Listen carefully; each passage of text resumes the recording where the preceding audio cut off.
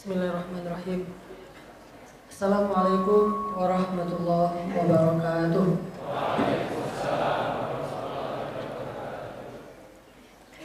Alhamdulillahirabbil alamin.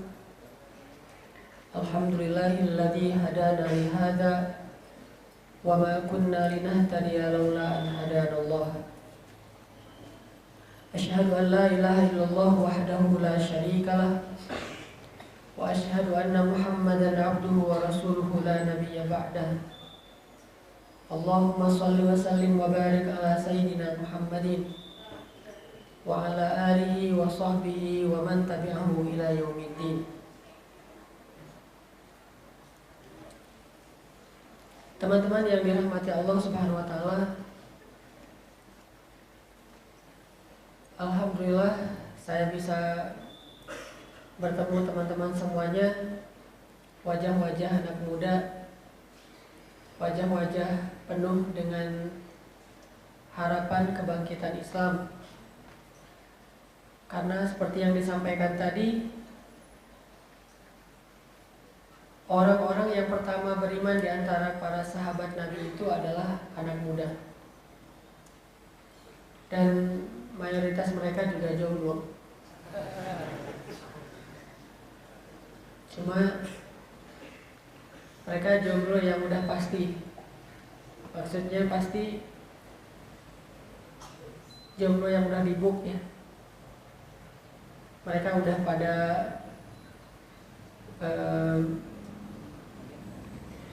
punya tujuan hidup yang jelas, punya sebuah goals dalam kehidupannya. Walaupun masih berstatus sendiri, tetapi mereka tahu apa yang mereka cari. Dan kita ingin menjadi seperti mereka. Ingin menjadi orang yang tidak hanya larut dalam masa-masa muda yang mungkin penuh dengan kesenangan. Tetapi kita pengen belajar memastikan apa yang kita cari dalam hidup kita, dan apakah kita perlu bersegera untuk meraihnya atau bisa ditunda nanti saja kalau sudah melewati masa muda. Karena banyak orang bilang mumpung masih muda dinikmati aja, ntar kalau mau serius nanti aja kalau sudah dewasa. Nggak tua sih, dewasa. Nah, benarkah kita harus bersegera mendapatkan atau mencari sesuatu yang jelas dalam hidup kita sejak usia muda?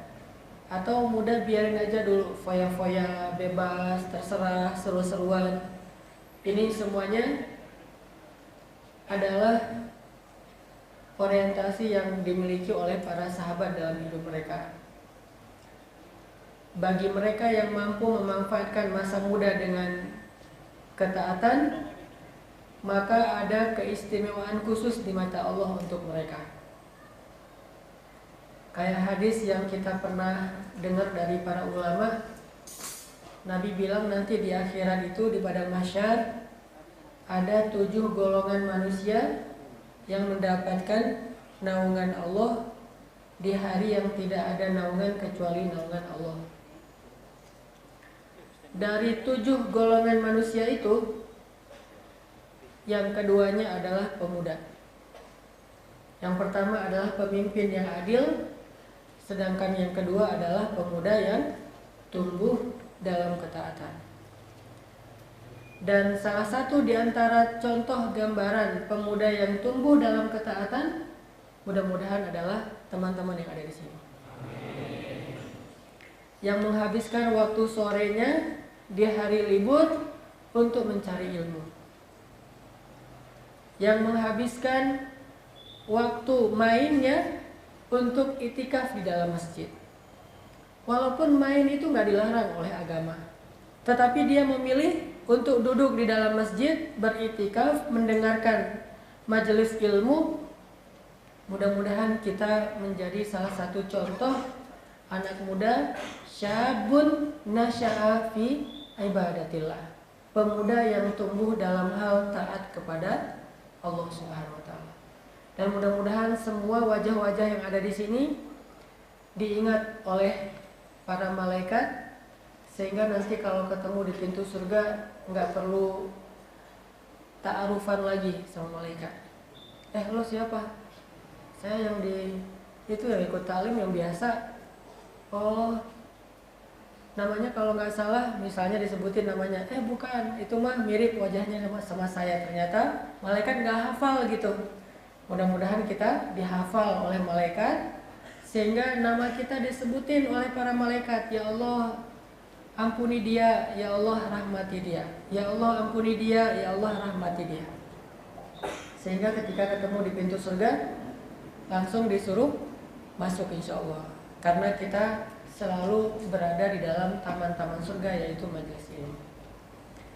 Teman-teman yang dirahmati Allah, sore ini kita bahas tentang cinta. Tapi cinta yang dilarang. Kalau 2 pertemuan saya di Jogja semalam dan tadi pagi itu cinta yang dibolehkan. Kalau sekarang tuh cinta terlarang. Kayak judul lagu dangdut ya. Cinta terlarang. Apa itu cinta yang terlarang? Cinta dunia. Cuman kita perlu mengklarifikasi, tabayun dulu. Bukan berarti ketika cinta dunia itu dilarang, seorang mukmin itu tidak boleh menikmati dunia. Bukan seperti itu. Bukan berarti ketika cinta dunia itu dilarang, orang Islam itu harus miskin, gak perlu jadi orang kaya. Orang Islam itu di masjid terus gak boleh main. Orang Islam itu ibadah terus gak boleh jalan-jalan. Bukan kayak gitu. Islam tidak melarang hamba Allah untuk menjadi orang kaya. Islam tidak melarang kita untuk menikmati hidup. Islam gak melarang kita untuk foya-foya. Islam gak melarang kita untuk main seru-seruan. Yang dilarang dalam Islam itu adalah mencintai dunia. Artinya apa? Dunia, walaupun seisinya kita miliki, itu boleh kalau tidak masuk ke dalam hati. Kita menggenggam dunia dan seisinya itu boleh. Yang gak boleh itu adalah mencintai dunia. Walaupun sebutir beras kalau masuk ke dalam hati, itu dilarang dalam agama, haram, gak boleh. Tapi kalau dunia dan seisinya semua masuk di dalam genggaman kita, asal tidak masuk ke hati, maka itu tidak masalah. Jadi yang jadi masalah adalah cinta dunia, bukan memiliki dunia. Cinta dunia bukan menguasai dunia. Cinta dunia bukan menikmati dunia. Cinta dunia bukan mengumpulkan dunia. Yang dilarang itu cinta dunia. Makanya Nabi menyebutnya dengan hubbud dunia, mencintai dunia. Itu yang dilarang. Sedangkan memiliki dunia, menikmati dunia, mencari dunia, mengusahakan dunia, menggenggam dunia, itu sesuatu yang mubah dalam agama. Boleh, bahkan kadang dia menjadi satu jalan menuju kepada akhirat atau surga Allah. Makanya Nabi SAW menyampaikan dalam sebuah hadis bahwa ternyata orang yang mencari dunia itu belum tentu cinta dunia. Bahkan orang yang mencari dunia itu bisa jadi jalan bagi dia menuju akhirat. Jadi ada orang yang berusaha mencari dunia, orang lain menganggap ngapain sih dunia kok dicari, bukankah kita harus mencari akhirat? Justru Nabi SAW mengatakan siapa yang keluar dari rumahnya untuk menafkahi anaknya yang masih kecil. Keluar dari rumahnya nih maksudnya bekerja. Man kharaja yas'a ala waladihi sigharan, siapa yang keluar dari rumahnya untuk bisa menafkahi anaknya yang masih kecil, fahuwa fi sabilillah, berarti dia keluar di jalan Allah.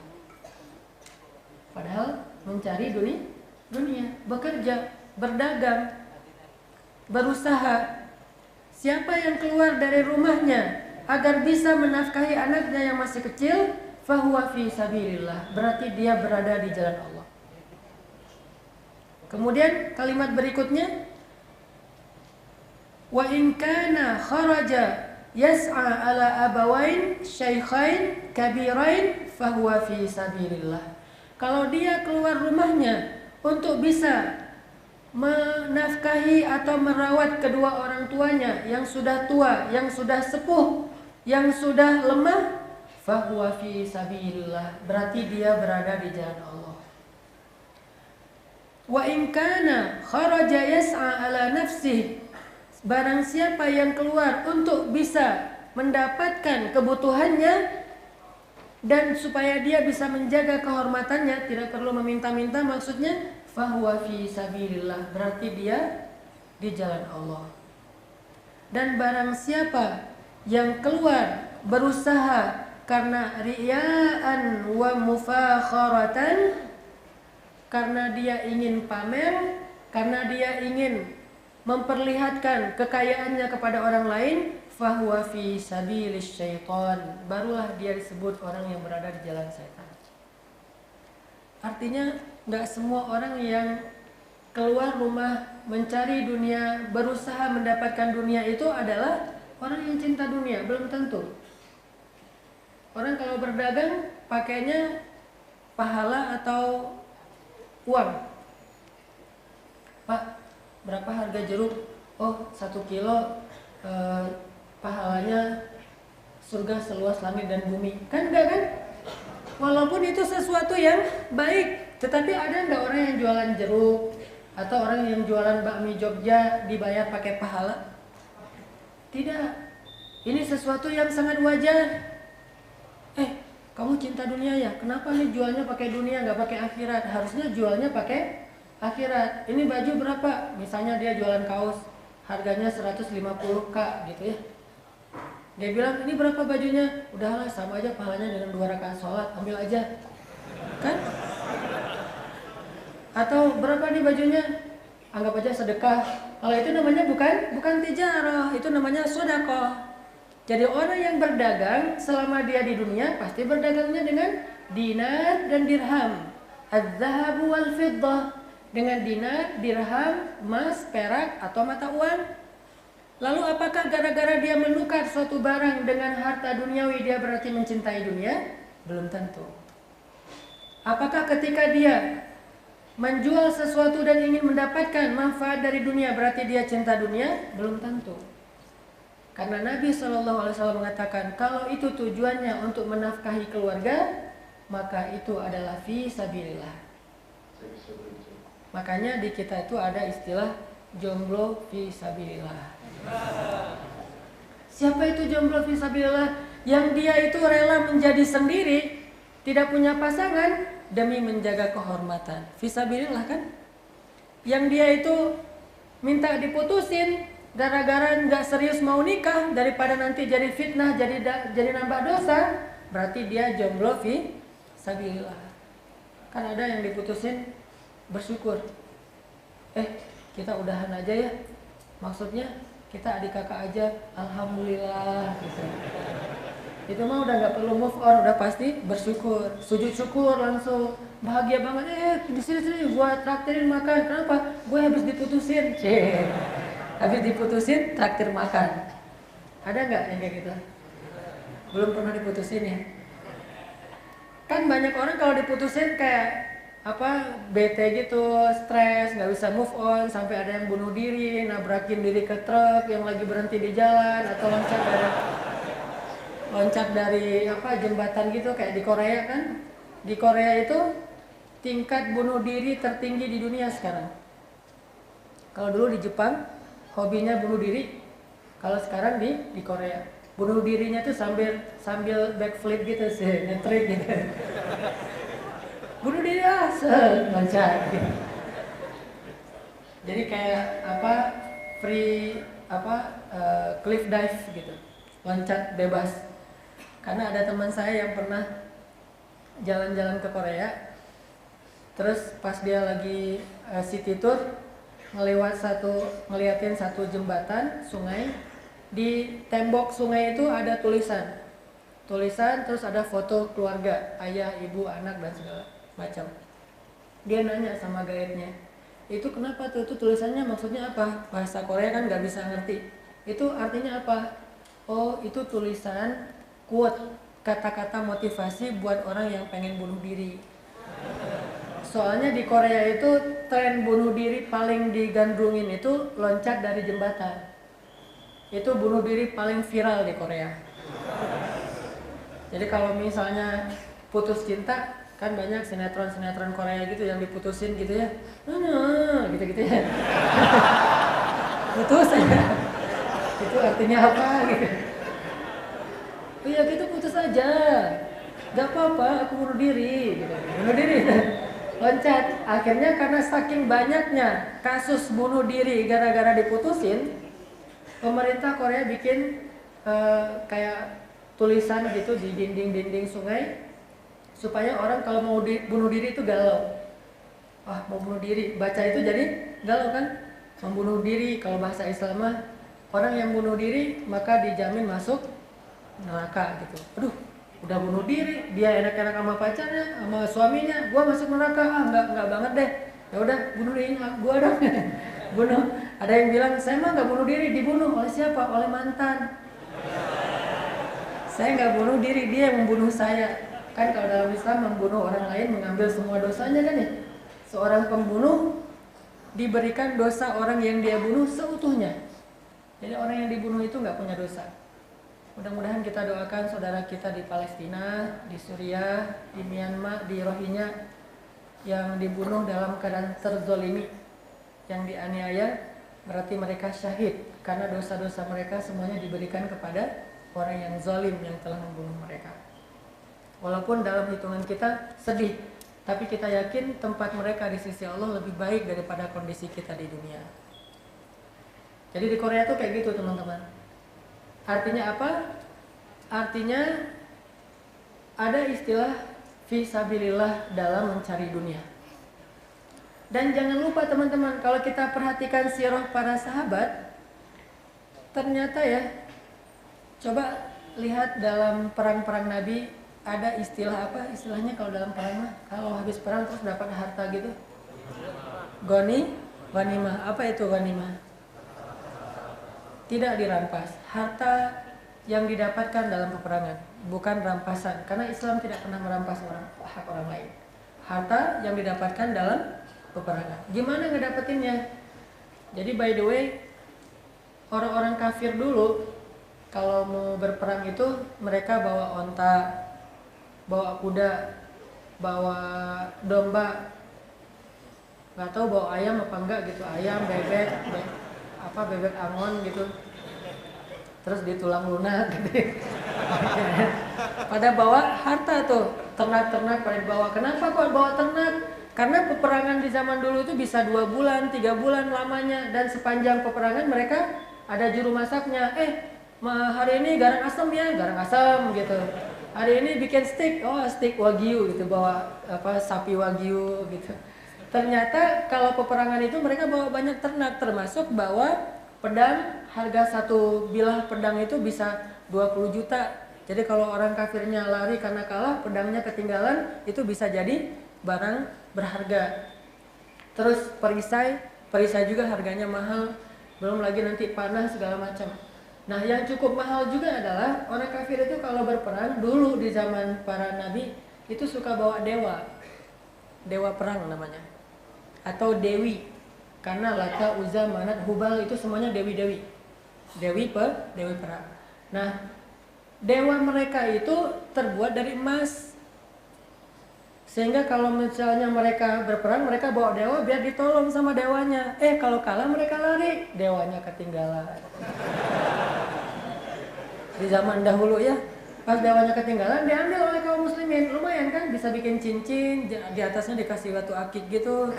Jadi lumayan, itu namanya ghanimah. Dan tahu nggak kita bahwa ternyata para sahabat yang cinta banget terhadap akhirat itu pernah ramai juga loh soal ghanimah, dan ghanimah itu dunia. Salah satu ayat sahabat yang ramai soal ghanimah itu apa? Yas'alunaka 'anil anfal. Pembukaan surat Al-Anfal. Itu kan gara-gara ramein ghanimah. Jadi habis perang Badar, orang kafirnya udah kalah, lari, terus harta ghanimahnya berlimpah, diambil oleh para sahabat. Ada yang dapat misalnya onta 10, ada yang cuma dapat domba 1, ada yang dapat pedang, ada yang dapat pisau dapur doang, ada yang dapat macam-macam, beda-beda tuh. Ghanimahnya beda-beda. Ada yang cuma dapat sepatu gitu, lari sampai sepatunya kebuka, hilang aja. Sepatunya DC, Adidas gitu. Wih, lumayan nih. Sepatunya Vans gitu. Wah, main bisa main skate gitu. Ketinggalan sepatunya mah. Akhirnya diambil. Karena yang ngambilnya macam-macam kan nggak merata nih. Ada yang dapat berapa puluh juta, ada yang cuma dapat berapa ratus ribu, nggak sama rata. Ini nih buat gua nih, udah gua ambil duluan, udah gua ngetek nih. Ini udah dikasih nama, label segala macam, udah dibungkus lah. Udah selesai gitu, yang dapatnya sedikit protes. Ya Rasulullah, ini gimana ghanimah? Kok dia dapatnya banyak, saya sedikit? Padahal tadi pas perang saya paling depan loh, dia di belakang gitu. Soalnya kalau paling depan ghanimahnya dapatnya dikit, ngejar musuh. Yang di belakang nungguin aja, udah pada ngejar musuh dia ngambil. Beda-beda kan posisinya, dan itu bukan kemauan sahabat, emang taktiknya kayak gitu. Ada barisan depan, ada yang bertahan, ada yang segala macam. Ya Rasulullah, rame di antara para sahabat. Yas'alunaka 'anil anfal. Bahkan ada yang nggak dapat sama sekali karena dia menjaga Rasul. Begitu Rasulullah mundur, mereka ngawal Rasulullah pulang. Sampai mereka udah menempatkan Rasulullah di tempat yang aman, mereka balik, ghanimah udah habis. Udah pada selesai, kayak panitia gitu, habis ada acara, ada yang ngantar ustadz. Yang ngantar ustadz udah pulang, balik lagi dari hotel, ternyata di masjid ghanimahnya udah kosong, piring-piring kosong semua. Tadi ada roti, jeruk segala macam, habis aja. Sampai aqua gelas aja habis. Wah, saya nggak dapat ghanimah, kan protes tuh.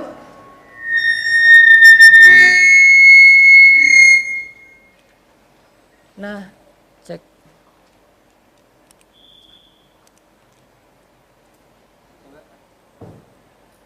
Nah, akhirnya mereka protes, ya Rasulullah, gimana dengan harta ghanimah segala macam. Akhirnya turunlah ayat yas'alunaka 'anil anfal. Mereka bertanya kepadamu tentang anfal. Anfal itu atau bahasa lainnya ghanimah atau fai. Mereka bertanya kepadamu tentang ghanimah. Bayangin, sahabat yang bertanya tentang ghanimah itu adalah sahabat yang ikut perang Badar. Dan tahukah kita, sahabat yang ikut perang Badar itu adalah sebagian besarnya sahabat muhajirin senior. Kalau dalam bahasa surat At-Taubah itu disebut was-sabiqunal awwalun minal muhajirin. Orang-orang muhajirin yang paling sabiqunal awwalun. Yang mereka itu selama di Mekah itu banyak yang tersiksa, yang kayak Bilal gitu yang disiksa oleh Abu Jahal. Di antara mereka ada yang dibiarkan kelaparan, ada yang diambil hartanya. Mereka udah berkorban untuk agama itu sekian banyak, cinta banget dengan akhirat, tahu gitu. Mereka tahu akhirat itu lebih baik daripada dunia karena mereka sahabat-sahabat yang senior awalun. Tapi sahabat sekelas ini bisa ramai juga soal ghanimah. Jadi kalau bahasa kita bikin organisasi dakwah. Awalnya kayak masjid gitu, awalnya kecil. Pas kemudian akhirnya organisasi ini menghasilkan punya kayak divisi usaha gitu, bisa wira swasta sendiri, mulai mandiri, infaknya besar, cancelannya banyak dan segala macam. Mulai desas-desus rame soal gaji.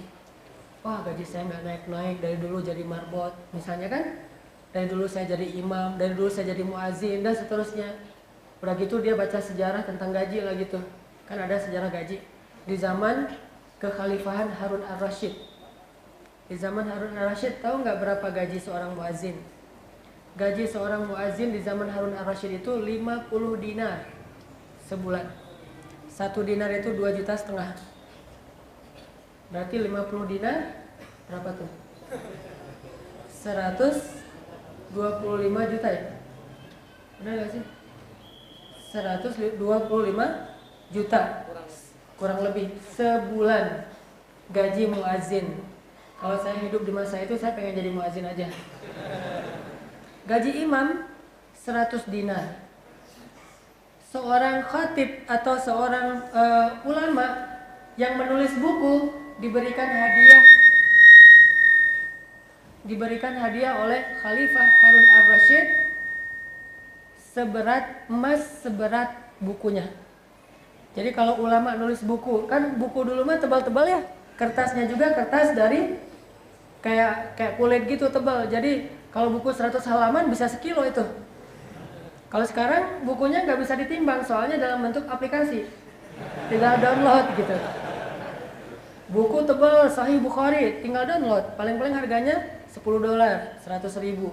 Nah dulu diberikan emas oleh khalifah untuk para penulis buku seberat ukuran bukunya. Kalau bukunya 2 kilo dikasih emas 2 kilo. Artinya apakah pada masa itu para ulama disebut sebagai pencinta dunia? Ternyata tidak. Begitu juga dengan zaman sahabat, apakah mereka disebut cinta dunia? Kok ribut masalah ghanimah? Itu terjadi loh kepada para sahabat senior. Dan bukan cuma muhajirin, ansor juga pernah ngalamin. Kalau muhajirin di perang Badar, orang ansor ribut soal dunia itu di perang Hunain. Ketika ghanimahnya sangat banyak, lalu Nabi memberikan hanya kepada orang Makkah, tidak diberikan kepada orang ansor kecuali sedikit. Akhirnya muncul desas-desus di kalangan ansor yang saya sebelum bilang kayak jadi hashtag gitu. Nabi lupa sama kita. Viral hashtagnya. Semua orang ansor captionnya Nabi mah kalau udah ketemu kaumnya lupa sama kita. Posting @Rasulullah di mention gitu ke Rasulullah. Rasulullah ngeliat kayak banyak banget nih yang mention gua nih, dibuka. Ternyata desas-desus. Mereka protes pembagian ghanimah yang tidak sama. Akhirnya Nabi menasihati mereka, membujuk mereka. Artinya sampai kalangan sahabat Ansor aja juga bisa kena dengan masalah ribut soal dunia. Apakah mereka cinta dunia? Tidak. Jadi bukan berarti ketika kita nggak boleh cinta dunia maka kita meninggalkan dunia. Islam tidak menyuruh kita meninggalkan dunia. Bahkan Allah walaupun menyebut cinta dunia itu nggak boleh, kadang di dalam Al-Quran Allah menyebut dunia dengan istilah kebaikan, khair. Wa innahu lihubbil khairi lasyadid. Dia sangat mencintai khair. Khair itu adalah kebaikan. Dan kebaikan yang dimaksud di dalam ayat itu adalah dunia dan isinya. Gak boleh mencintai dunia. Hubbil khair syadid itu gak boleh. Tapi walaupun gak boleh, Allah tetap menyebut dunia itu dengan istilah khair, kebaikan. Sehingga bukan berarti ketika kita gak boleh cinta dunia, kita tinggalkan dunia. Bukan. Yang dilarang itu membawa dunia ke dalam hati. Tapi menggenggam dunia, memeluk dunia, memakai dunia, menikmati dunia, memakan dunia, menggunakan fasilitas dunia, aksesoris dunia, boleh. Kalau dunia itu tidak masuk ke dalam hati. Walaupun kita punya harta Gunung Uhud emas, itu boleh kalau tidak masuk ke dalam hati. Tapi kalau sebutir beras masuk ke hati, itu adalah haram. Makanya bicara cinta dunia itu bukan bicara meninggalkan dunia, bicara mengeluarkan dunia dari hati, ditaruh di genggaman. Jadi boleh naruh dunia kayak gini, enggak boleh. Tuh ya nggak boleh. Jadi dunia itu hanya boleh ditaruh di genggaman, nggak boleh ditaruh di hati. Kalau kita meletakkan dunia di hati, harus karena Allah Subhanahu Wa Taala. Ayyuhibbal mar'a la yuhibbuhu illa lillah. Kalau kita cinta seseorang itu kan dunia, karena dia tinggal di dunia. Kalau kita cinta seseorang, kita tidak boleh mencintainya kecuali karena Allah Subhanahu Wa Taala. Berarti itu tidak cinta dunia. Kalau kita cinta kepada sesuatu, boleh diantara dunia dengan syarat cinta kita kepada dunia itu karena Allah. Mencintai istri, perintah Allah. Mencintai suami, perintah Allah. Mencintai orang tua, anak, keluarga, perintah Allah. Mencintai si dia yang belum halal, nah ini bukan perintah Allah. Jangan cinta dulu, penasaran aja. Aku penasaran sama dia, orangnya gimana ya? Ya udah kepoin aja dulu. Kepoinnya dengan syarat masih menjaga ngepo, misalnya lihat Instagramnya, oh dia kuliahnya di sini, dia senangnya ini, segitu aja. Bolehkah kita mengkepoin calon yang kita mau lamar atau khitbah? Boleh, asal nggak mengkepoin semua Instagram cewek, semuanya dikepoin. Asal ada yang mention nih cewek apa cowok ya, oh kayak cewek, kepoin, stalking gitu kan ya. Apalagi kepoin mantan, itu berat banget. Nggak ngefollow sih, tapi ngepo gitu. Kalau kita nggak ada di daftar followersnya dia, tapi tahu terus dia lagi ngapain, update yang postingan terbaru sama suaminya, ini berat. Susah move-on-nya. Saya pernah sekali kayak gitu, langsung mending gak usah dikepoin. Mantan mah lupain, bukan kepoin. Move on kepada calon yang mendampingi kita dunia dan akhirat. Kenapa boleh kepoin calon yang kita pengen lamar, Ustaz? Kan ada hadisnya, hadis kepo. Apa hadis kepo? Ini terjemahan anak mudanya ya, terjemahan kita lah. Ada sahabat muhajirin pengen nikah sama perempuan Ansor. Tapi dia belum kenal dengan perempuan yang dia mau nikahi. Jadi ada mak comblang gitu. Cariin gua satu orang cewek yang solehah, yang berhijab, yang hafiz 30 juz gitu. Emang kamu hafal berapa juz? Baru berusaha juz 30 sih. Nyarinya yang 30 juz ideal kan gitu. Oh iya deh. Terus comblangnya bilang, nih dapat nih, seperti yang kamu inginkan, berhijab, hafal 30 juz, orang Jogja gitu ya. Wah keren aja pokoknya. Dia tuh etnik banget lah gitu ya. Saya misalnya cowoknya seneng yang etnik, nggak seneng yang oriental. Gua mah senengnya yang etnik yang Jogja, yang misalnya benar-benar keibuan gitu. Oh ya dapat nih, ya udah deal deh gitu ya, kayak bareng dagang, deal aja. Ya udah kapan kita mau bikin akad? Nah tapi dia nggak kenal sama ceweknya, nggak pernah ngeliat fotonya, apalagi ngeliat orang aslinya. Nabi nanya, kamu udah ngeliat belum calon kamu? Belum ya Rasulullah. Lihat atuh kata Rasulullah. Jadi nggak boleh berakad sebelum kita melihat, lihat dulu. Akhirnya kata sahabat ini, maka saya pun melihat perempuan itu secara sembunyi-sembunyi. Bahasa lainnya kepo. Kan melihat secara sembunyi-sembunyi kan? Gak ada yang tahu kita lagi ngepoin siapa. Nah, melihat secara sembunyi-sembunyi dulu. Ngepoinnya di balik tembok gitu ngeliat. Oh, dia lagi ke kuliah kampus. Oh, dia lagi di rumah. Oh, dia apa? Kepoinnya di balik tembok, tapi dengan syarat sesuatu yang boleh dilihat. Jangan lihat dengan pakaian dia di rumah yang membuka aurat. Dan paling ideal itu ngelihatnya langsung, jangan lihat di sosial media. Karena di sosial media itu pasti hasil editan. Ngedit semalaman, pagi baru posting. Di zoom in gitu, masih kelihatan jerawat dikit. Terus di blur gitu ya. Lama-lama pas di blur, akhirnya udah layak posting. Pas kita lihat, wah keren banget. Jangan percaya karena itu hasil editan. Mending lihat asli. Saya yakin kalau lihat aslinya lebih cantik dari hasil editan. Kan kadang-kadang orang nggak pintar ngedit ya. Udah ngedit makin diedit makin nggak benar gitu. Kan ada tuh aplikasi yang hidungnya bisa mancungin, matanya dilebarin, dibelah dikit sininya, kasih apalagi yang ngedit sendiri itu, ngedit sendiri semampunya, akhirnya dikasih menu-menu beberapa wajah versi yang mereka, akhirnya dimirip-miripin. Ini nggak original, jadi agak nge-fake gitu ya. Mending cari yang boleh kepo, tetapi dengan syarat kita mengkepoinnya dalam suasana yang dia itu layak dilihat, berhijab, yang dilihat wajahnya doang, tidak lebih dari itu. Ini tadi ngomong apa kok jadi kesini? Ngomongin dunia. Bukan berarti kita nggak boleh cinta dunia. Boleh dengan syarat cintanya karena Allah. Kalau bukan karena Allah, sebutir beras aja nggak boleh. Kalau bukan karena Allah itu karena apa? Karena ria, karena pamer, karena sombong, karena merasa dirinya lebih baik dari orang lain, itu berarti sudah cinta dunia. Dan kalau begitu, maka dunia ini menjadi mal'un, tidak dirahmati oleh Allah Subhanahu wa taala. Maka teman-teman, poin pertama ngomongin tentang cinta dunia. Cinta dunia itu bukan berarti tidak boleh memiliki dunia. sahabat Nabi itu dulu ada yang kaya banget, ada yang miskin banget. Mereka tuh banget lah. Kalau kaya banget, kalau miskin banget. Nggak kayak kita, biasa-biasa aja. Nggak kaya banget, nggak miskin banget. Kalau mereka kayanya kaya banget loh. Saking kayanya, sekali berinfak itu miliaran. Lihat aja Raja Salman gitu ya, sekali datang bawa 1.500 rombongan. Terus bawa mobil sendiri, eskalator diimpor dari Saudi Arabia.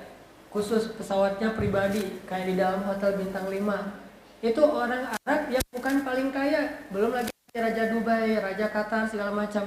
Dulu para sahabat kalau kaya itu kaya banget. Nih ukuran kekayaan para sahabat ya, sekali berinfak. Utsman itu sekali berinfak, total infaknya itu 20 miliar. Itu sekali berinfak. Dan dia tuh sering berinfak. Setiap ada peperangan dia support. Dia donasi untuk kebutuhan kaum muslimin. Minimal 20 miliar. Sampai Utsman itu bingung, pengen miskin gak bisa miskin. Abdurrahman bin Auf tuh, kalau dia pulang dagang dari Syam, Aisyah pikir itu bukan rombongan dagang, tapi pasukan yang mau menyerang kota Madinah. Saking banyaknya rombongan yang dibawa oleh Abdurrahman bin Auf, bukan 1.500 orang. Bisa ribuan orang dibawa oleh Abdurrahman bin Auf. Satu rombongan Abdurrahman bin Auf berisi minimal 2.000 onta. 2.000 onta. Satu onta namanya onta rahilah. Onta rahilah itu satu ekornya harganya 500 juta. 300 sampai 500 juta. Satu rahilah. Dia punya 2.000 rahilah. Bayangin 2.000 onta. Dan itu onta beneran. Bukan editan ya, benar-benar onta. 2.000 onta. Dan itu baru harga onta 500 juta. Belum barang di atas onta. Ada emas, ada sutra, ada segala macam barang-barang yang berharga yang dijual di Syam, terus beli lagi di Syam, jual di Madinah. Kayak gitu aja terus. Abdurrahman bin Auf. Sampai suatu hari Abdurrahman itu gini-gini kayak lagi pusing gitu. Ditanya sama temannya, "Ya Abdurrahman, kenapa kamu sedih? Kenapa galau?" Kata Abdurrahman, "Iya nih saya lagi nggak enak hati nih." "Kenapa? Susah kenapa? Kamu udah kaya raya." "Itulah masalahnya." "Masalahnya apa?" "Saya tuh pengen miskin kayak kamu tuh, tapi nggak bisa." Gitu. "Sawais, pengen miskin. Ya udah kasih aja ke saya." Kasih tuh kaget ya, jadi pingsan mendadak. Artinya Abdurrahman bin Auf tuh pengen banget jatuh miskin, tapi nggak bisa. "Ya Allah, kok saya kaya ya?" Gitu doanya. Kalau kita, "Ya Allah, kok saya miskin?" Kalau sahabat, "Saya kok kaya?" "Aduh gimana ya biar miskin? Ini nih keluarin aja semuanya nih biar miskin, biar habisin aja." Datang lagi, emang takdirnya kaya mau gimana? Terus pas Abdurrahman bin Auf lagi dihidangin makan oleh istri-istrinya, ada yang ngasih daging segala macam, banyak tuh makanan. Jangan digarisbawahi ya bagian itu. Dia dihidangin sama istrinya, diralat. Dihidangin sama istrinya, makanan yang banyak. Tapi kalau cerita aslinya istri-istrinya sih dihidangin. Udah gitu Abdurrahman bin Auf ngelihat makanan yang sangat banyak nangis coba. Sama kayak kita ngelihat makanan yang banyak di warung Padang itu nangis. Aduh, mahal. Mahal nih gitu. Akhirnya kuahnya doang yang diambil ya gitu. Iklan banget lah. Abdurrahman dikasih makanan yang berlimpah nangis. Ditanya oleh istrinya, "Kenapa menangis ya Abdurrahman?" Kata dia, "Saya teringat dengan dua orang sahabat Nabi yang lebih miskin dari saya, Hamzah dan Mus'ab bin Umair. Kedua orang ini jauh lebih soleh daripada saya, tapi meninggalnya hampir gak punya apa-apa, bahkan kain kafan aja gak punya. Sehingga Mus'ab bin Umair hanya punya sehelai selimut kecil yang itu dijadikan kain kafan. Kalau ditutup kepalanya kelihatan kakinya, ditutup kakinya kelihatan kepalanya. Saking miskinnya, padahal mereka lebih soleh dari saya." Hamzah juga kayak gitu, saking miskinnya gak punya kain kafan, sehingga dia dimakamkan dengan baju yang dia pakai. Tidak punya kain kafan, saking miskinnya. Padahal dia lebih soleh daripada saya, kata Abdurrahman bin Auf. Saya curiga, kata Abdurrahman, jangan-jangan Allah Subhanahu wa Ta'ala menangguhkan balasan kesolehan mereka di akhirat, makanya di dunia diirit. Sedangkan saya nggak terlalu soleh, amal saya sudah dibalas di dunia, terus saya nanti di akhirat dapat apa? Itu yang membuat Abdurrahman menangis. Kalau seandainya boleh, kata Abdurrahman, udah saya mah diirit aja di dunia, yang penting di akhiratnya dikasih keberlimpahan. Tapi kok Allah ngasihnya banyak banget di dunia nih, sampai saya nggak habis untuk menikmatinya sendiri. Akhirat dapat apa kalau udah dibalas semuanya? Itu yang disebut orang-orang yang cinta akhirat. Tapi dia punya dunia yang sangat banyak. Apalagi Utsman tuh kalau keluar rumah pasti OOTD. Kalau lagi mau touring, wah OOTD touring. Jadi setiap hari itu ada outfit. Ini kalau yang kayak gini, stylenya gini, wah pokoknya stylish aja tuh Utsman. Kan rambutnya segini ya, kayak ala cowok 2017.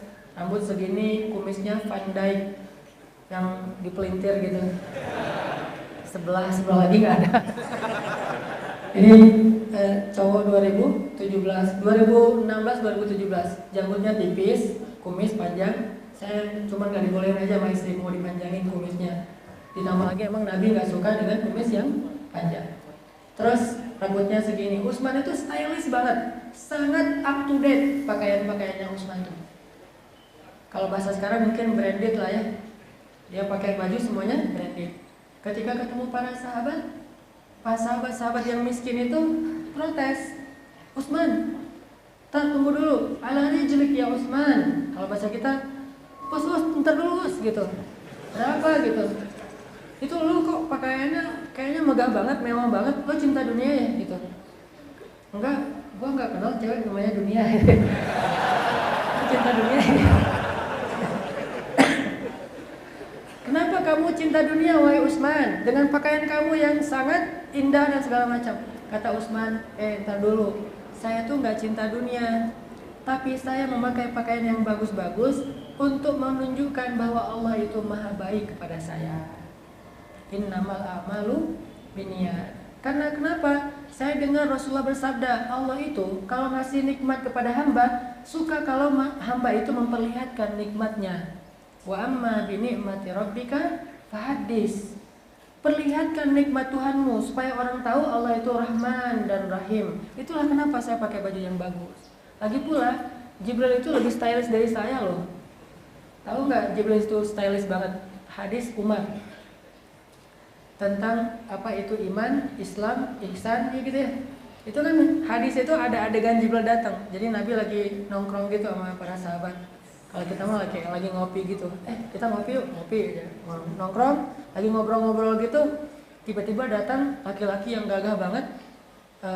Sorbannya putih, kemudian rambutnya kalau bahasa Arabnya itu rambutnya itu masih itu artinya rambutnya tuh pakai gel.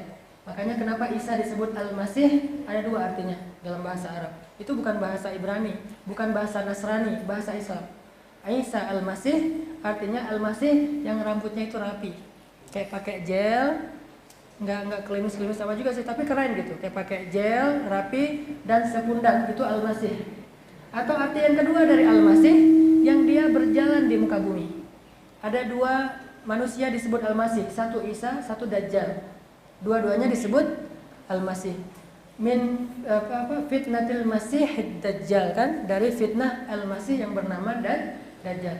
Terus apa arti Al-Masih yang kedua? Al-Masih itu berjalan di muka bumi. Kalau Isa, Al-Masihnya berjalan di muka bumi dengan membawa kedamaian. Kalau Dajjal berjalan di muka bumi dengan membawa kerusakan.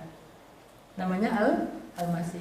Nah, Jibril itu rambutnya kayak Al-Masih gitu, kayak klimis gitu, kayak pakai gel yang bagus, terus rambutnya ikal, sepundak kayak rambut Nabi gitu.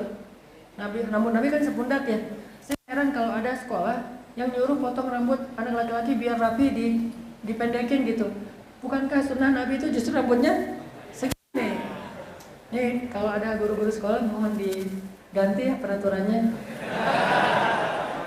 Yang cowok-cowok silakan panjangin rambut sepundak karena itu rambut Rasulullah. Kecuali yang nggak bisa turun, makin panjang makin naik gitu. Itu rambut saya banget. Panjangin, Pak, saya mau udah panjangin rambut tapi masih segini-gini aja. Ini berarti rambut dia itu punya ciri khas. Dia mungkin pemikir ya, sampai rambutnya juga jadi ikut gitu ke bawah. Nah, jadi Jibril datang dengan pakaian putih-putih, bajunya putih, jubahnya putih, sorbannya putih, rapi gitu. Dan tutorial sorbannya Jibril Jibril itu pakai sorban ada tutorialnya loh. Kalau pengen sorban ala Jibril, Jibril itu sorbannya satu helai ditaruh ke depan, satu helai lagi ke belakang. Jadi ngikatnya tuh satu di depan, satu di belakang. Silahkan nanti belajar di rumah depan cermin tutorial. Ngapain lo? Lagi belajar sorban Jibril. Wah, sorbannya diputar gitu, terus ada yang diikat satu ke depan, satu ke belakang. Datang, alisnya bertaut. Jadi kayak ketemu alis kanan, alis kiri. Kayak pedang gitu alisnya. Janggutnya rapi. Matanya makhul. Makhul itu kayak orang pakai celak. Tapi dia nggak pakai celak. Bukan mau ketemu Nabi gini-gini dulu, enggak. Makhul itu emang dari lahir udah pakai celak. Dan itu Nabi Muhammad banget loh. Dari lahir matanya itu kayak udah pakai celak. Bukan Nabi suka pakai celak ya. Nabi itu emang matanya makhul. Kayak orang yang lagi habis pakai celak. Jadi garis di bawah bulu matanya itu emang udah hitam gitu. Nggak bentuk banget, pokoknya keren aja. Pernah lihat Zayn Malik? Nggak mirip tapi itu kan campuran Eropa Arab gitu kan ya. Atau Omar Dubai yang diusir dari Dubai gara-gara terlalu ganteng. Kamu dideportasi ya, keluar dari Dubai. Kenapa? Salah saya apa? Salah kamu ganteng. Di zaman Umar tuh ada cowok yang diusir dari Madinah gara-gara terlalu ganteng loh. Namanya Nusair bin Hajjaj.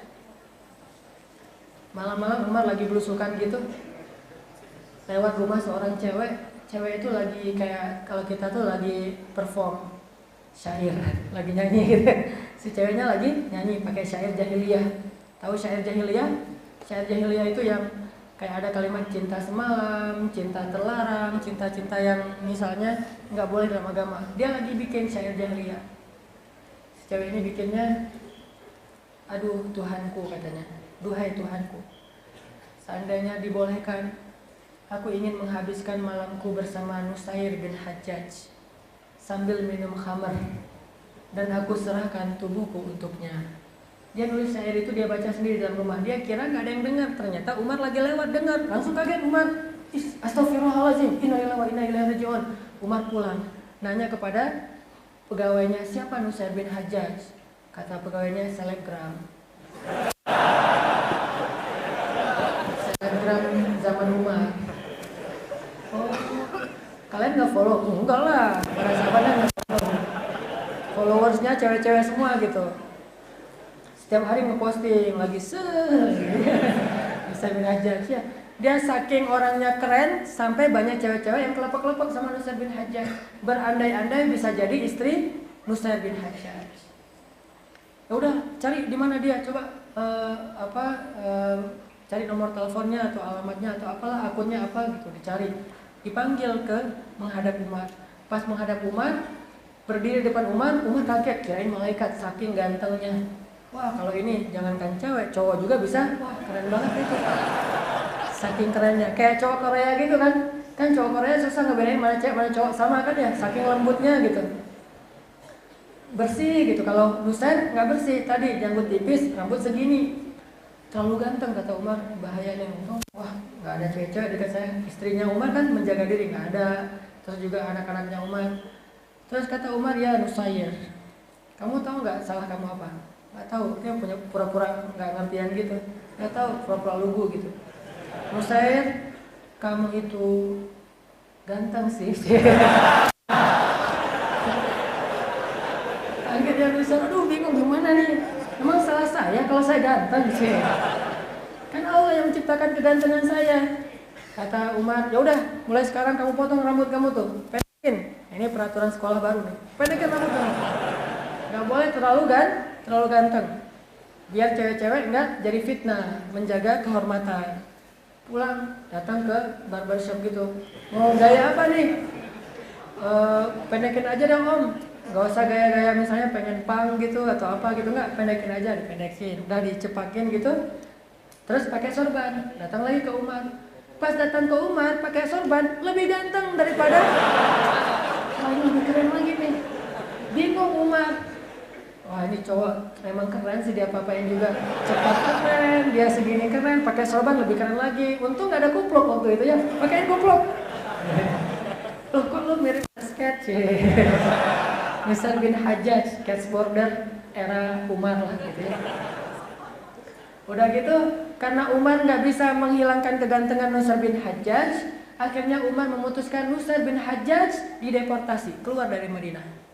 Kesalahannya apa? Kelakuannya yang membuat dia deportasi, dia terlalu ganteng. Dikirim ke Irak, ke sebuah kampung yang di dalamnya nenek-nenek semuanya. Jadi kalau ada nenek-nenek yang minta selfie, biarin aja nenek-nenek. Nusair selfie ya, gitu nenek-nenek, biarin aja.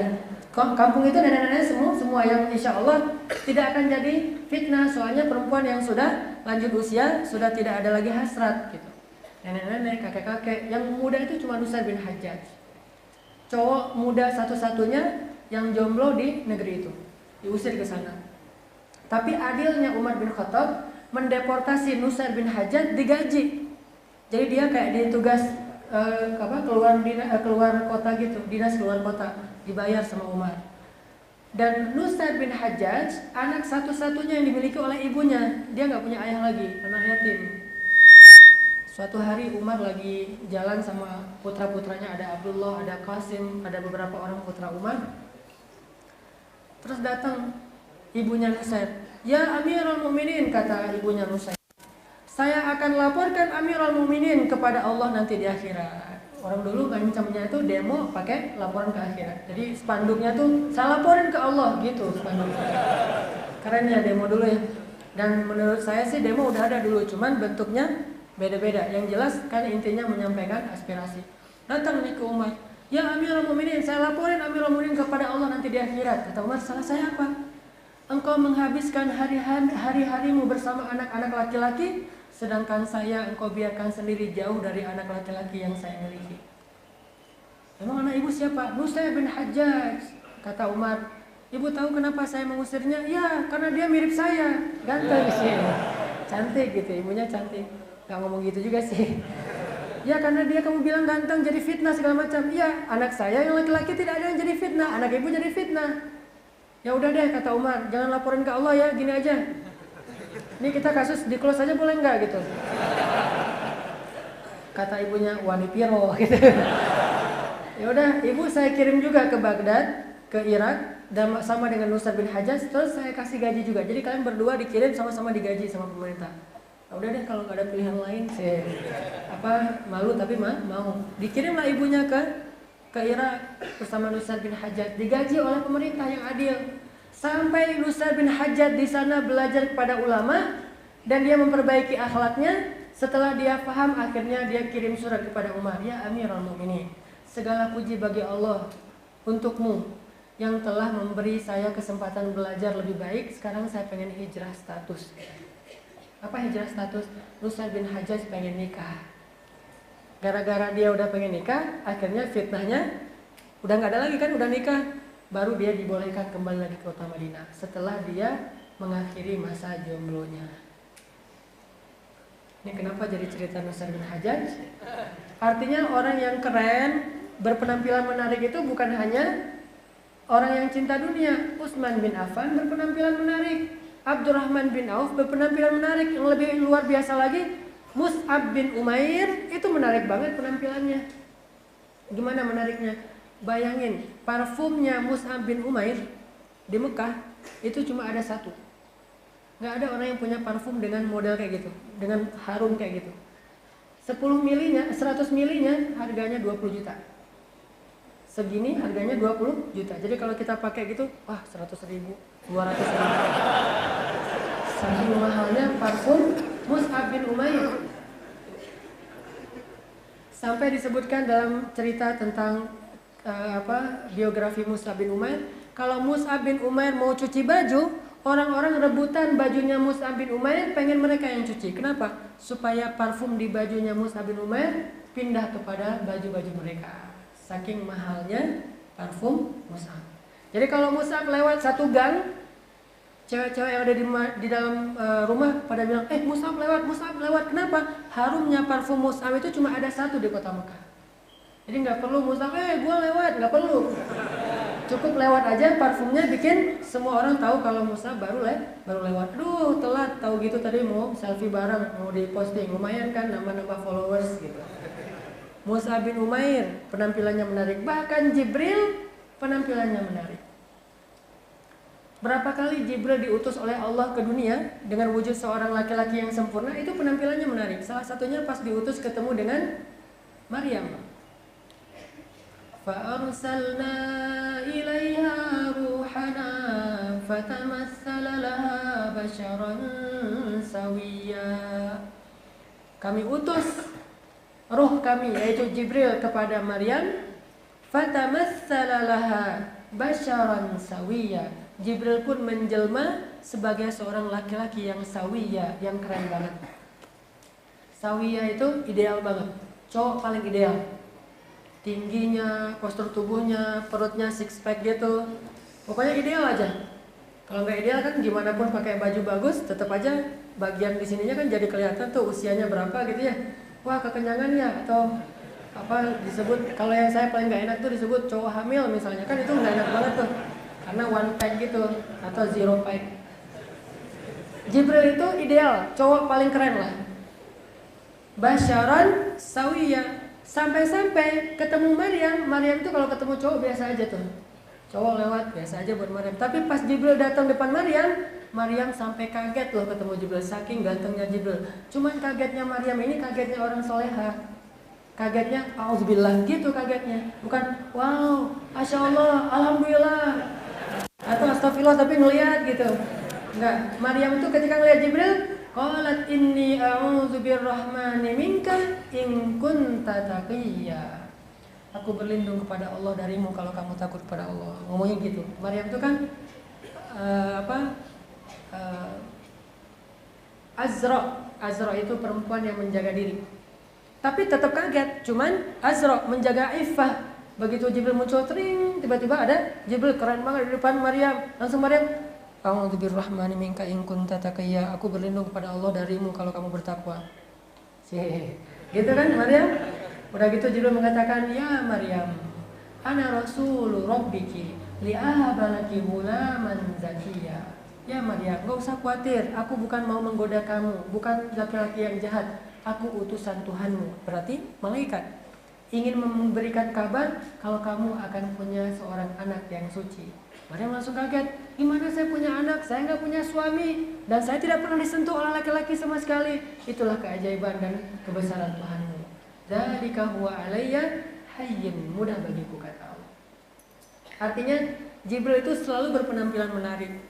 Jangankan perempuan, Umar aja pernah sangat takjub dengan penampilan Jibril. Yang hadis tadi, datang kepada kami seorang laki-laki yang bertubuh tinggi, kemudian bajunya putih semuanya, janggutnya rapi, rambutnya rapi, harum, tidak ada bekas-bekas safar atau perjalanan di dalam penampilannya. Orang kalau perjalanan jauh kan kadang lecek gitu atau wajahnya berdebu. Ini nggak ada sama sekali.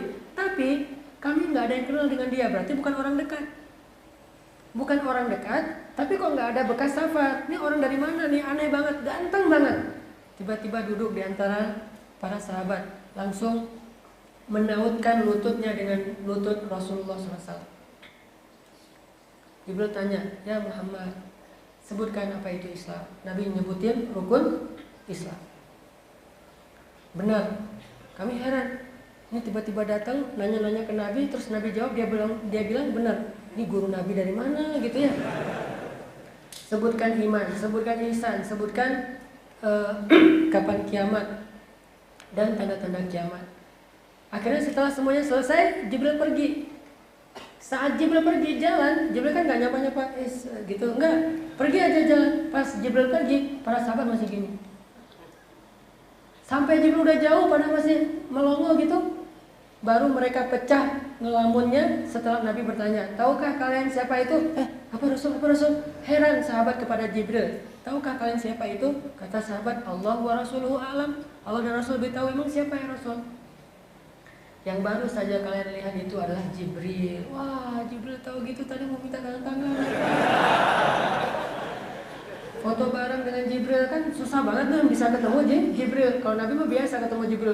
Jibril kok gak datang-datangnya, udah lama gak ketemu. Manggilnya susah, gimana cara manggilnya kan? Jibril gak akan turun kecuali perintah Allah. Rasulullah tuh kalau kangen sama Jibril tahu gak ngapain? Nyari Abdullah ibnu Mas'ud. Kenapa? Karena Abdullah bin Mas'ud itu bacaan Al-Qur'annya paling persis dengan bacaan Jibril.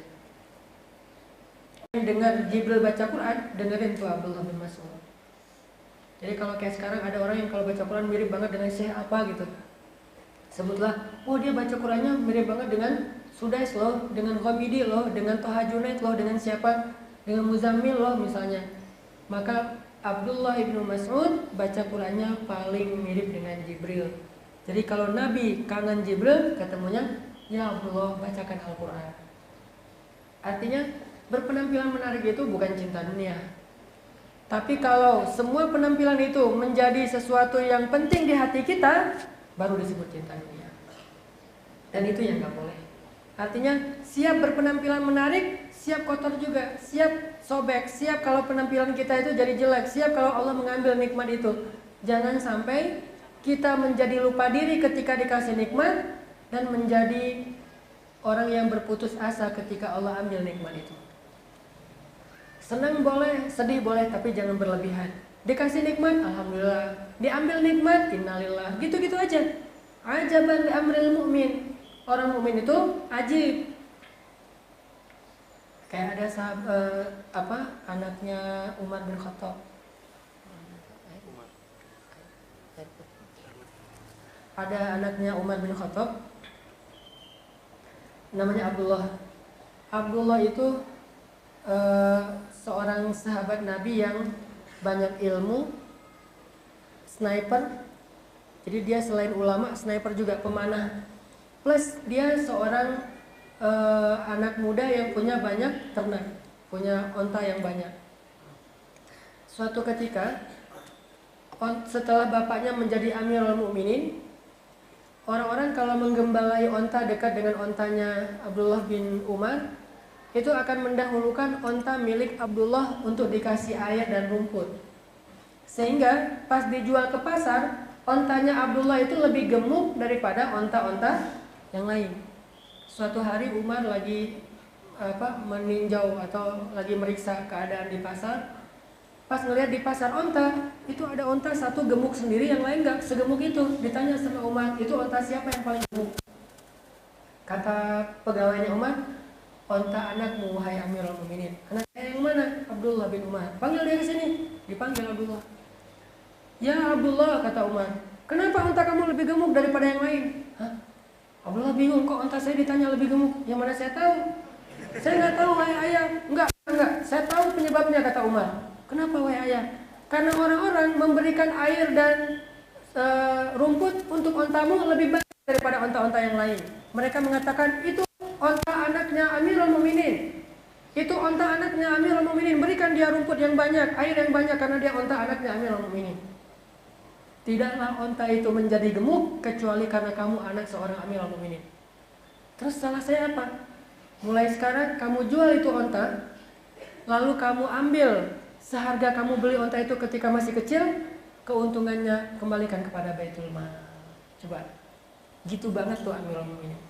Jadi kalau dulu onta itu dibeli 200 juta, dijual 200 juta, 150 juta balikin ke Baitul Mal. Karena onta itu tidak menjadi gemuk kecuali karena jabatan ayahnya Abdullah bin Umar.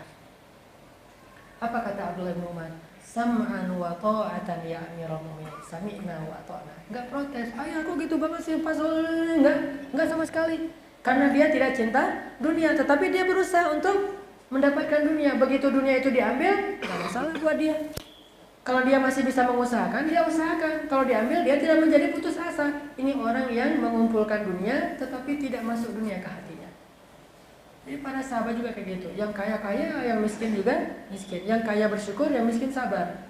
Walaupun ada juga adegan yang kaya cemburu kepada yang miskin cemburu kepada yang kaya. Tapi sama sekali bukan kekayaannya yang dicemburui oleh sahabat yang miskin. Mungkin teman-teman pernah dengar cerita sahabat miskin demo. Sahabat Nabi yang miskin datang menghadap Nabi SAW terus bilang gini, kalau di kita mah pakai spanduk. Spanduknya, ya Rasulullah, zahaba ahlud dusuri bil ujur. Ya Rasulullah, orang kaya itu sudah memborong pahala. Kata Rasulullah, kaifa dzalik? Gimana orang kaya memborong pahala? Ya kalau kami sholat, orang kaya bisa sholat. Kami baca Quran, orang kaya baca Quran. Kami puasa, orang kaya bisa puasa. Tapi kalau orang kaya sedekah, kami nggak bisa sedekah. Berarti orang kaya itu memborong pahala ya Rasulullah. Protes mereka, bukan protes kayanya, protes amalnya yang mereka nggak bisa kerjakan karena tidak punya harta. Jadi kalau ada orang bilang kita harus jadi kayak Abdurrahman bin Auf, kaya raya segala macam, jangan lupa Abdurrahman itu suka menangisi kekayaannya. Dikasih ke orang-orang, tapi nggak habis-habis, datang lagi. Akhirnya Nabi bilang ke sahabat yang miskin, setiap tahlil sedekah, setiap tasbih sedekah, setiap tahmid sedekah, setiap takbir sedekah, memindahkan duri dari jalan sedekah, senyum ke wajah saudaramu bagimu sedekah. Itu hadis muncul gara-gara orang-orang miskin protes gak bisa beramal seperti orang kaya, yaitu sedekah. Oh gitu ya Rasulullah? Iya. Artinya kita juga bisa sedekah? Bisa. Mulailah mereka pulang sedekah. Subhanallah, wah dapat pahala sedekah. Lama-lama mereka ngeh juga, balik lagi demo. Ya Rasulullah, sama aja gimana? Orang kaya juga bisa. Subhanallah. Baru Nabi bilang, janganlah kalian iri terhadap kelebihan yang Allah berikan kepada sebagian kalian atas sebagian yang lain. Oh ya udah kalau gitu ya Rasulullah, kita ridho. Justru ridho itu tidak bisa diamalkan oleh orang yang punya keberlimpahan. Ridho itu atau sabar itu amalan orang yang punya ujian. Jadi kalau kita nggak diuji, nggak pernah bisa jadi orang sabar. Sama dengan kalau kita nggak dikasih keberlimpahan, nggak tahu gimana cara bersyukur. Intinya teman-teman, cinta dunia itu bukan nggak boleh memiliki dunia. Tapi kalau dalam hati, dunia itu memang harus kita kurangi pelan-pelan. Jangan sampai jatuh cinta kepada dunia. Terakhir, satu kisah lagi, mudah-mudahan jadi buat kita bisa ngebayangin apa sih maksud nggak boleh cinta dunia. Bukan berarti tidak boleh memiliki dunia. Jadi orang kaya raya itu nggak masalah. Ada kisah namanya sahabat Abu Lubabah dan Abu Dahdah. Ada dua Abu, satu Abu Lubabah, satu lagi Abu Dahdah. Bukan dadah ya, Dahdah. Abu Lubabah punya pohon korma di sebelah rumahnya anak yatim. Cuma satu pohon kormanya, tapi agak miring gitu. Jadi kalau lagi buahnya banyak jatuh masuk ke rumah anak yatim. Karena rumah anak yatim di zaman Nabi itu nggak ada atapnya, cuma dinding, nggak ada atap. Jadi jatuh masuk ke dalam rumah anak yatim. Lalu buah korma itu dimakan sama anak yatim tanpa minta izin kepada Abu Lubabah. Akhirnya Abu Lubabah lapor ke Nabi, ya Rasulullah, saya ingin mengadukan satu masalah. Kata Rasulullah, apa masalahnya ya Abu Lubabah? Itu banyak pohon kurma saya, banyak buah kurma saya dimakan sama anak-anak di rumah itu. Mereka nggak minta izin. Saya protes, minta ganti rugi. Dipanggil sama Rasulullah anak-anak di rumah itu, keluarga. Ternyata keluarga itu adalah anak yatim. Pas Nabi tahu itu anak yatim, Nabi kan sayang banget sama anak yatim. Nabi langsung bilang ke Abu Lubabah, ya Abu Lubabah, mau nggak kamu punya pohon kurma di dalam surga yang dahannya itu 100 tahun kamu berjalan di bawah naungannya belum keluar dari naungan dahan itu. 100 tahun berjalan di bawah naungan pohon kurmamu belum keluar dari naungannya. Saking besarnya pohon kurma di surga. Mau nggak ya Abu Lubabah? Gimana caranya Rasul? Caranya wakafkanlah pohon kurmamu itu untuk keluarga anak yatim. Aduh ya Rasulullah, itu pohon kurma satu-satunya yang saya miliki. Banyak alasan. Intinya dia nggak mau. Nabi nggak memaksa. Lagian wakaf itu kan sunnah, bukan wajib. Akhirnya ya udah kalau gitu, wahai anak-anak yatim, besok-besok kalau kalian mau makan buah kurma yang jatuh minta izin dulu ya. Kalau nggak dikasih izin jangan. Oh iya ya Rasulullah, pulang aja semuanya. Mendengar percakapan ini, ternyata tadi Abu Dahdah dengerin, nguping, terus datang ke Nabi. Ya Rasulullah, kata Abu Dahdah. Apa ya Abu Dahdah? Kalau saya melakukan apa yang Rasulullah tawarkan, saya dapat nggak pohon kurma di surga? Kata Nabi, dapat, siapapun itu. Insya Allah saya dapat. Berarti kebun kurma yang luas di surga dapat ya Abu Dahdah. Emang kenapa? Ya, Assalamualaikum ya Rasulullah. Langsung kejar Abu Lubabah. Ya Abu Lubabah, ya Abu Lubabah. Abu Lubabah nyari. Oh Abu Dahdah, ada apa ya Abu Dahdah? Ya Abu Lubabah, ntar dulu. Kata Abu Dahdah, ya Abu Lubabah, kamu tahu nggak kebun kurma saya di kota Madinah? Kata Abu Lubabah, siapa yang nggak tahu kebun kurma milik Abu Dahdah yang luas, yang di dalamnya ada 600 pohon kurma, Dan 600 pohon kurma itu semuanya terbaik. Kalau di kita nih kayak kurma majdul, 1 kilonya harganya 300 real, hampir 1 juta. 1 kilonya 300 sampai 400 real, 1 juta lah sebutlah. 1 kilo 1 juta. Dan ada 600 pohon kurma. Di dalamnya ada villa, di dalamnya ada mata air sendiri, bukan pakai pengairan. Emangnya kenapa dengan kebun kurma wahai Abu Dahda? Kata Abu Dahda, oh enggak, kita tukar. Kamu beri pohon kurma kamu yang di sebelah rumah anak yatim untuk saya kasih 1 kebun kurma saya untuk kamu. Tukaran. Tapi bahasa Indonesia ya, bukan bahasa Jawa. Enggak tukaran bahasa Jawa. Nukar gitu, tukar guling. Kata Abu Lubabah, cubitin gua dong, kenapa? Mungkin mimpi. Ini beneran gitu, beneran ya Abu Lubabah. Kamu enggak bercanda, enggak? Cius. Ya udah, deal deh. Kalau gitu gua mau banget. Tadi ditawarin surga enggak mau, ditawarin dunia mau. Abu Lubabah. Deal, salam, udah aja. Langsung kemudian Abu Dahdah dan Abu Lubabah datang ke pohon kurma yang anak yatim. Mereka bilang kepada anak yatim, tok, assalamualaikum. Dibukain sama ibu mereka. Ada apa wahai Abu Lubabah, Abu Dahdah? Ibu, mulai sekarang pohon ini menjadi milik ibu dan keluarga. Silakan petik sesukanya, sudah diwakafkan. Alhamdulillah ya Allah gitu. Terus Abu Dahdah pulang ke kebunnya. Istrinya sama anaknya lagi bercocok tanam gitu di kebun, lagi bersih-bersih kebun, lagi beres-beres. Kata Abu Dahdah, wahai istriku, wahai anak-anakku, keluarlah. Ada apa wahai suamiku? Kata istrinya, kebun ini sudah saya jual, bukan lagi milik kita. Hah? Dijual ke siapa? Dan berapa untungnya? Kata Abu Dahdah, saya jual kebun ini kepada Allah dan untungnya adalah surga di sisi Allah. Apa kata istrinya? Itu baru untung wahai suamiku, itu baru untung. Ini orang yang gak cinta dunia. Istrinya tuh soleha banget. Pak, kok pulangnya naik angkot? Mobilnya udah dijual, mah. Hah? Dijual, mau ganti yang lain? Enggak, dijual ke masjid, mah. Biar nanti Allah kasih kendaraan kita di padang mahsyar. Papa. Itu bedanya tuh. Makanya orang yang cinta dunia, gak cinta dunia itu jangan dilihat dari fisiknya, zahirnya. Bagi dia dapat dunia dia bersyukur, kehilangan dunia dia bersabar. Tidak ketika dapat dunia dia sombong, kehilangan dunia dia putus asa, sampai dia menjadi orang yang stres sendiri gitu, stroke gara-gara rugi dunianya. Enggak, orang yang cinta dunia, bagi dia dunia itu adalah zina, perhiasan.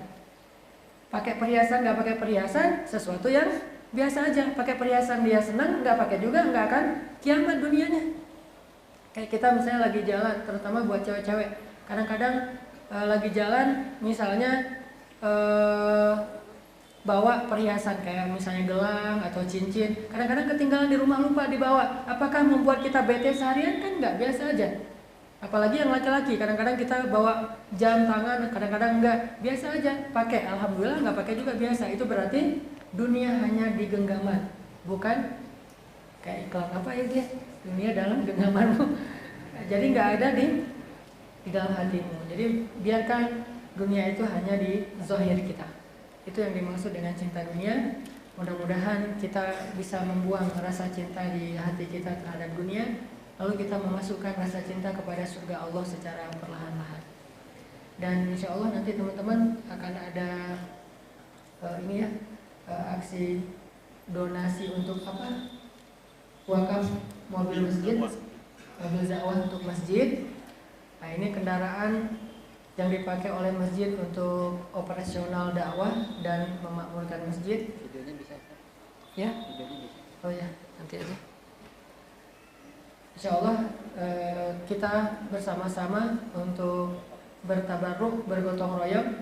Walaupun mungkin sumbangan kita hanya 10.000, 50.000, 100.000, sejuta gitu ya. Walaupun cuma sejuta, insya Allah nanti di surganya Allah Subhanahu Wa Taala memberikan kita kendaraan untuk bisa melintasi padang mahsyar. Teman-teman tahu padang mahsyar itu di mana? Padang mahsyar itu di Palestina. Tanah yang dipakai untuk jadi bumi mahsyar itu bahasa Arabnya ardul mahsyar. Bumi itu bahasa Arabnya ard, jadi bahasa Inggris earth. Itu bahasa Arab, ard.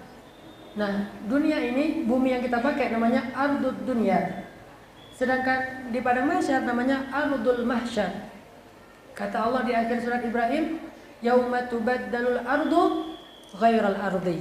Ketika buminya diganti dengan bumi yang baru. Bumi yang baru itu tanahnya Allah ciptakan dari tanah yang diambil dari Palestina, Al-Aqsa.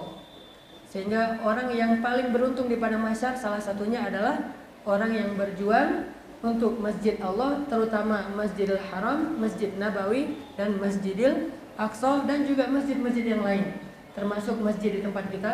Mudah-mudahan kalau kita menolong agama Allah, Allah akan menolong kita. Boleh diniatkan untuk apa aja? Boleh diniatkan, ya Allah saya pengen sedekah, mudah-mudahan cepat jadinya, cepat jadiannya gitu maksudnya. Boleh diniatkan pengen cepat jadian. Siapa tahu asbab sedekah pulang dari sini sudah jadian. Nanti kalau ada taklim minggu depan datangnya udah nggak sendiri tapi berdua. Sama teman kosannya maksudnya. Kalau jadi ada infak bersama-sama ya, maka diedarkan donasinya sambil kita berdoa kepada Allah Subhanahu wa taala. Mudah-mudahan majelis kita menjadi majelis yang marhumah dan perpisahan setelahnya perpisahan yang maksumah. A'udzu billahi minasy syaithanir rajim. Bismillahirrahmanirrahim. Alhamdulillahi rabbil alamin. Hamdan yuwafi ni'amahu wa yukafi'u mazidah. Ya Rabbana lakal hamdu kama yanbaghi li jalali wajhikal karim wa 'azimi sultanik. Allahumma salli wa sallim wa barik ala sayyidina Muhammad wa ala alihi wa sahbihi ajma'in. Allahumma ighfir lana dhunubana, Allahumma ighfir lana dhunubana, Allahumma ighfir lana dhunubana wa liwalidayna warhamhuma kama rabbayana shighara. Rabbana atina min ladunka rahmah wa hayyi' lana min amrina rashada waj'al lana min kulli dhiqin makhraja wa min kulli hammin faraja wa min kulli usrin yusra ya rabbal alamin. Rabbana hab lana min azwajina wa dhurriyyatina qurrata a'yun waj'alna lil muttaqina imama. Allahumma a'inna ala dhikrika wa syukrika wa husni ibadatik. Rabbana inna nas'aluka al-huda wat-tuqa wal-'afafa wal-ghina. Ya Allah Tuhan kami, ampunkanlah dosa-dosa kami ya Allah. Maafkanlah kesalahan-kesalahan kami ya Allah. Kepadamu lah kami berserah diri ya Allah. Hanya kepadamu kami memohon dan meminta ya Allah. Hanya belas kasihan darimu lah yang kami harapkan ya Allah. Kami lemah, kami tidak berdaya. Engkau yang maha kuasa dan perkasa. Kami fakir di hadapanmu ya Allah. Kami kotor di hadapanmu ya Allah. Sedangkan Engkau maha suci ya Allah. Seringkali kami mengulang dosa-dosa yang sama setelah kami memohon ampunan-Mu ya Allah. Kami bertaubat, tetapi kadang kami masih mengulang kesalahan yang sama ya Allah.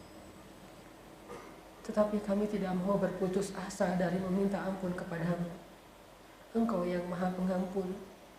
Berapa banyak pun dosa-dosa hamba-Mu. Engkau yang maha pengampun. Betapa besar pun dosa-dosa hamba-Mu. Ampunkanlah dosa kami ya Allah. Meski kami masih sering mengulang-ulang kesalahan yang sama ya Allah. Janganlah Engkau jadikan dosa kami sebagai alasan agar Engkau marah kepada kami ya Allah. Janganlah Engkau jadikan dosa-dosa kami sebagai jalan agar Engkau murka kepada kami ya Allah. Janganlah Engkau jadikan dosa-dosa dan kesalahan kami sebagai alasan Engkau berpaling dari kami, ya Allah. Janganlah Engkau jadikan dosa-dosa kami sebagai jalan turunnya musibah dan ujian dari-Mu atas kami, ya Allah. Ampunkanlah dosa-dosa kami, ya Allah. Maafkanlah kesalahan kami, ya Allah. Ringankanlah timbangan keburukan kami, ya Allah. Bersihkanlah jiwa dan hati kami, ya Allah. Kuatkanlah azam kami, ya Allah. Istiqomahkanlah amal kami, ya Allah. Tambahkanlah iman kami, ya Allah. Sempurnakanlah ilmu kami, ya Allah. Ikhlaskanlah amal-amal kami, ya Allah. Berikanlah kami husnul khatimah. Ilahana, bantulah saudara-saudara kami di Palestina. Bantu saudara-saudara kami di Suriah.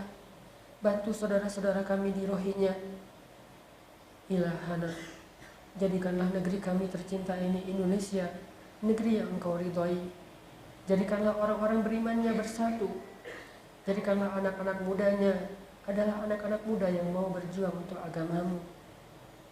Ilahana, jadikanlah majelis kami sore hari ini majelis yang Engkau rahmati, dan perpisahan setelahnya perpisahan yang Engkau ampuni.